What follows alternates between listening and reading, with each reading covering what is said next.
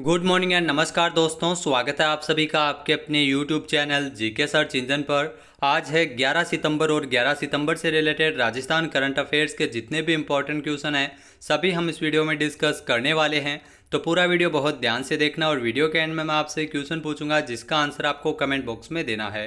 कल के वीडियो में मैंने आपसे क्वेश्चन पूछा था जो था हाल ही में किसकी अध्यक्षता में राजस्थान एक्सपोर्ट प्रमोशन काउंसिल का गठन किया गया है। तो राजीव अरोड़ा की अध्यक्षता में राजस्थान एक्सपोर्ट प्रमोशन काउंसिल का गठन किया गया था, यानी कि बी ऑप्शन इसका बिल्कुल सही था। जिन दोस्तों ने बी ऑप्शन कमेंट बॉक्स में सही जवाब दिया था उनको हार्दिक शुभकामनाएं। राजस्थान के उद्योगों में निर्यात संबंधी विषयों की मॉनिटरिंग तथा उससे संबंधित परेशानियों को दूर करने के लिए राजस्थान एक्सपोर्ट प्रमोशन काउंसिल का गठन किया गया है, जिसमें राजीव अरोड़ा को काउंसिल का पहला निर्विरोध अध्यक्ष चुना गया था। 3 सितंबर को इसकी पहली बैठक है वो काउंसिल की आयोजित की गई। इसका जो मुख्य उद्देश्य है वो प्रदेश में 1 लाख करोड़ के निर्यात के लक्ष्य जो काउंसिल के जरिए निर्यातकों की हर परेशानी को इसमें दूर भी किया जाएगा। सभी प्रकार के मामलों को काउंसिल अपने स्तर पर हैंडल करेगी। तो राजस्थान एक्सपोर्ट प्रमोशन काउंसिल में राजीव अरोड़ा जो निर्विरोध चेयरमैन निर्वाचित किए हैं, महावीर प्रताप शर्मा को इसमें वाइस चेयरमैन और 21 इसमें संस्थापक सदस्य बनाए गए हैं और 7 इसमें निदेशक चुने गए हैं। चलिए स्टार्ट करते हैं आज के करंट अफेयर्स।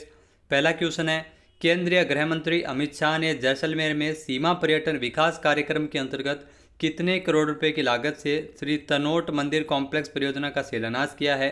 तो इसके लिए 17.67 करोड़ रुपए का बजट रखा गया है, यानी कि बी ऑप्शन इसका बिल्कुल सही है। आइए जानते हैं इंपॉर्टेंट फैक्ट्स। तो केंद्रीय गृह मंत्री अमित शाह जो जैसलमेर में सीमा पर्यटन विकास कार्यक्रम के अंतर्गत 17.67 करोड़ रुपए की श्री तनोट मंदिर कॉम्प्लेक्स परियोजना का शिलान्यास किया है। केंद्रीय गृह एवं सहकारिता मंत्री अमित शाह ने राजस्थान यात्रा के दूसरे दिन जैसलमेर सीमा पर्यटन विकास कार्यक्रम के अंतर्गत इस परियोजना का शिलान्यास और भूमि पूजन किया गया था। इसके माध्यम से यहाँ आने वाले जो युवा है वो तनोट माता के मंदिर के दर्शन करने के साथ ही देश के बहादुर सैनिकों के शौर्य एवं बलिदान के इतिहास को करीब से जान पाएंगे। गौरतलब है कि 1965 के जो भारत पाकिस्तान के युद्ध में तनोट राय माता का मंदिर परिसर में पाकिस्तान द्वारा जो बम के गोले बरसाए गए थे, लेकिन तनोट माता के चमत्कार से कोई भी गोला फटा नहीं था। तो इसीलिए सैनिकों की देवी भी कहा जाता है तनोट माता को जैसलमेर में। इसके लिए तनोट मंदिर कॉम्प्लेक्स परियोजना जिसका शिलान्यास किया गया 17.67 करोड़ रुपए की। नेक्स्ट क्वेश्चन है, राजस्थान के जो अधिस्वीकृत पत्रकारों के बच्चों के लिए पोस्ट मैट्रिक स्कॉलरशिप योजना को मंजूरी किसके द्वारा प्रदान की गई है। तो इस योजना को मंजूरी सीएम अशोक गहलोत ने प्रदान की है, यानी कि सी ऑप्शन इसका बिल्कुल सही है। आइए जानते हैं इंपॉर्टेंट फैक्ट्स। तो राजस्थान के अधिस्वीकृत पत्रकारों के बच्चों को प्री मैट्रिक एवं पोस्ट मैट्रिक स्कॉलरशिप इस योजना के तहत मिलेगी।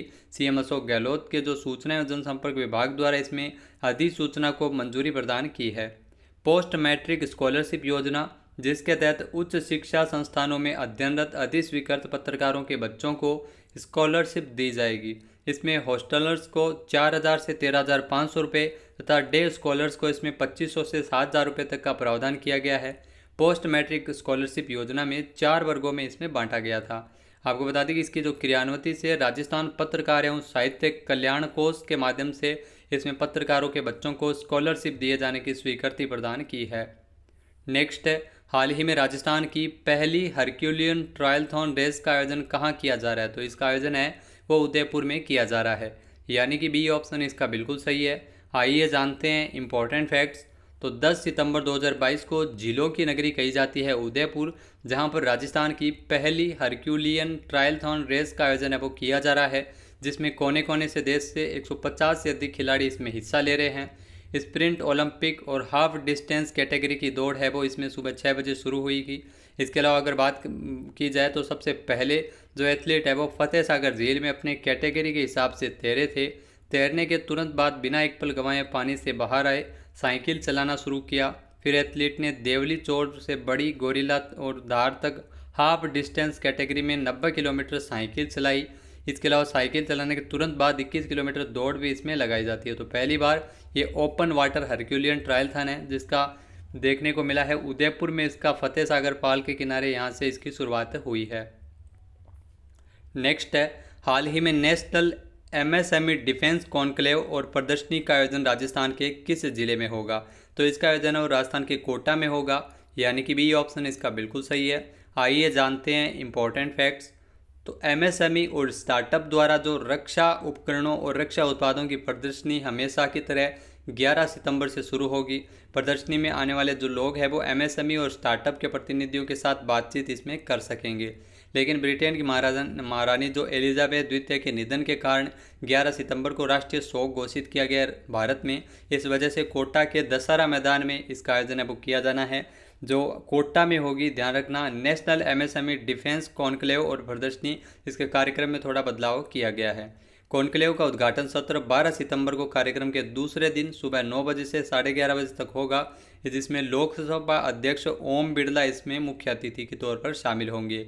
राष्ट्रीय एमएसएमई रक्षा सम्मेलन और प्रदर्शनी में जो आगामी स्टार्टअप और एमएसएमई को अलग अलग इसमें ब्लॉक है वो आवंटित किए गए हैं। इसके अलावा बड़ी कंपनियों के लिए इसमें अलग से जगह भी तय की गई है। कॉन्क्लेव में जो आने वाले कंपनियों में हिंदुस्तान एरोनॉटिक्स लिमिटेड, बीईएमएल और Bharat dynamics limited, Tata defence, Mahindra defence, Ashok Leyland, Adani defence भी इसमें शामिल है। नेक्स्ट क्वेश्चन है, हाल ही में राजस्थान में भूतपूर्व सैनिकों तथा उनके आश्रितों के लिए कहां पर सैनिक कल्याण भवन का निर्माण करवाया जाएगा? तो ध्यान रखना, राजस्थान में जो भूतपूर्व सैनिकों और उनके आश्रितों के लिए जयपुर में ये सैनिक कल्याण भवन का निर्माण होगा, यानी कि ए ऑप्शन इसका बिल्कुल सही हो जाएगा। आइए जानते हैं इंपॉर्टेंट फैक्ट्स। तो राजस्थान के राज्यपाल कलराज मिश्र ने बताया कि जो राजस्थान में भूतपूर्व सैनिकों के और उनके आश्रितों के लिए जयपुर में सैनिक कल्याण भवन का निर्माण करवाया जाएगा। साथ ही साथ भूतपूर्व सैनिकों और उनके आश्रितों की समस्याओं का निराकरण कर उन्हें लाभान्वित करने के लिए ऑनलाइन व्यवस्था भी विकसित की जा रही है। भूतपूर्व सैनिकों को प्रदत्त विभिन्न भत्तों, छात्रवृत्ति राशि, चिकित्सकीय आर्थिक सहायता राशि में भी वृद्धि की गई है। साथ ही साथ जो रेड क्रॉस संस्था की तर्ज पर जिला इकाइयों को फिर से सक्रिय करने और भामाशाहों को जोड़कर राज्यपाल राहत कोष को गति प्रदान करने के लिए भी कार्य किया गया। तो राज्यपाल कलराज मिश्र के द्वारा स्वीकृति प्रदान की गई है। नेक्स्ट है, राजस्थान सरकार द्वारा घर घर औषधि योजना का विस्तार करते हुए कुल कितने पौधों का वितरण किया जाएगा? तो राजस्थान सरकार घर घर औषधि योजना जो राजस्थान में लागू है और इसके तहत 5 करोड़ पौधों का वितरण किया जाएगा, यानी कि बी ऑप्शन इसका बिल्कुल सही है। आइए जानते हैं इंपॉर्टेंट फैक्ट्स। तो मुख्यमंत्री अशोक गहलोत ने मंजूरी दी है घर घर औषधि योजना का विस्तार करते हुए इसे नए रूप में लागू किया जा रहा है। 5 करोड़ पौधों का वितरण होगा, जिसमें 3 करोड़ पौधे हैं वो आमजन को मांग के अनुसार सामुदायिक स्तर पर इसमें व्यापक वृक्षारोपण किया जाएगा। 10,000 ग्राम पंचायतों को दिए जाएंगे 1 करोड़ पौधे और 200 नगरीय क्षेत्रों को मिलेंगे 1 करोड़ पौधे। इसके अलावा अगर बात की जाए तो 1 अगस्त 2021 को राजस्थान के मुख्यमंत्री अशोक गहलोत ने निरोगी राजस्थान अभियान के तहत घर घर औषधि योजना और 72वें वन महोत्सव का शुभारंभ किया था। 1 अगस्त 2021 को इस योजना की शुरुआत हुई थी। वन विभाग की ओर से इसमें औषधीय गुण वाले तुलसी, गिलोय, कालमेघ और अश्वगंधा, इसके 8 पौधों की किट है वो प्रत्येक परिवार को इस योजना में निःशुल्क दी जाती है। नेक्स्ट क्वेश्चन है, हाल ही में राजस्थान के किस जिले के प्रसिद्ध ब्रह्मा मंदिर को भी अयोध्या की तर्ज पर पुनर्विकसित किया जाएगा? तो ध्यान रखना, ब्रह्मा मंदिर आप सभी को पता है पुष्कर अजमेर में है, जिसे अयोध्या की तर्ज पर पुनर्विकसित किया जाएगा, यानी कि ए ऑप्शन इसका बिल्कुल सही है। आइए जानते हैं इंपॉर्टेंट फैक्ट्स। उत्तर प्रदेश में अयोध्या की तर्ज पर राजस्थान के अजमेर के पुष्कर में स्थित ब्रह्मा मंदिर को भी विकसित करने की दिशा में सरकार है वो जुटी हुई है। राजस्थान पर्यटन विकास निगम के अध्यक्ष धर्मेंद्र राठौड़ के प्रयासों से भारतीय पुरातत्व सर्वेक्षण विभाग की ओर से अजमेर के ब्रह्मा मंदिर के जीर्णोद्धार का कार्य वो जल्द ही शुरू करवाया जाएगा। निगम के अध्यक्ष ने बताया कि जो भारतीय पुरातत्व सर्वेक्षण विभाग की तकनीकी टीम ब्रह्मा मंदिर का सर्वे कर चुकी है, टेंडर भी इसके लिए आमंत्रित किए जा चुके हैं और जल्द ही निर्माण कार्य शुरू होगा। आपको बता दें कि हर साल कार्तिक पूर्णिमा के अवसर पर अजमेर के पुष्कर में मेला भरता है और मेले के दौरान ब्रह्मा जी के मंदिर में हजारों की संख्या में भक्तों की भीड़ होती है।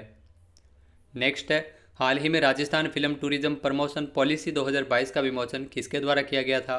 तो डॉक्टर बी.डी. कल्ला जो कला एवं संस्कृति मंत्री है राजस्थान के, इनके द्वारा इसका विमोचन किया गया था, यानी कि बी ऑप्शन इसका बिल्कुल सही है। आइए जानते हैं इंपॉर्टेंट फैक्ट्स।